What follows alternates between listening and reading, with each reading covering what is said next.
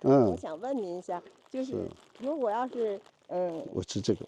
哦，夫妻两个人要是不是一个信一个那个佛法，那对。他们将来100年之后还能是夫妻吗？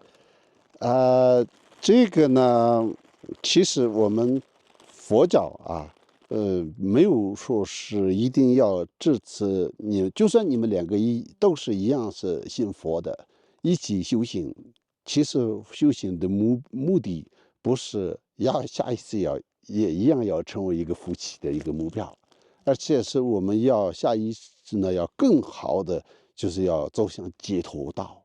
所以就是解脱，就是脱离轮回了。所以呢，就是根本这个下意识要不要变成这个夫妻，并不是一个重要的目标。但是呢，你们因为呢一起修行的时候，这种因缘非常特别的。其实会不会成为下意识？如果你们还有下意识这个继续要轮回的话呢，会不会成为这个夫妻的这个几率会比一般高？这是一个。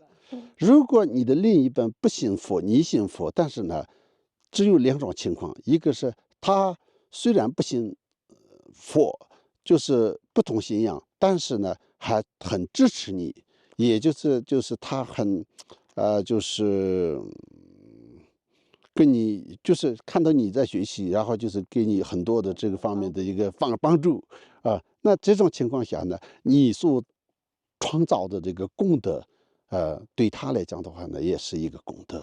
所以呢，曾经马拉里巴大师说过一个很著名的一句，就是说，在山头上修行的那些闭关的人和山下面这个就是协助供养的这些功德主，他们最终可能一起成佛。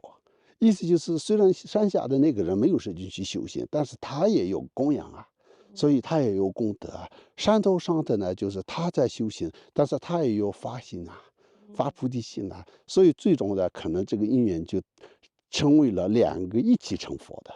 所以呢，就是下意识，如果你这次的这个修行也成为了他下意识，就是变得更好的这样的一个福报。那如果他也不是很支持你，又是不同信仰，那这样的话呢，就是不一定有很大的帮助。但是你自己的修行是个人的，所以就是无论他们同不同意，但是你内心当中就是还是要回向他。这样的话呢，可能有多少有帮助，因为你这一世就是你们是因缘是这么特别的，所以呢，你的这些修行的功德对他来讲的话呢是有帮助的。但是呢，我刚刚说的这个下意识会不会一定要成为这个夫妻？其实这个不是重点，重点是什么呢？这一世这样的一个，我们现在有70亿人口当中，你就是我们能够见到的和遇到的人是少之又少的。这个当中，我们成为夫妻的就是更少。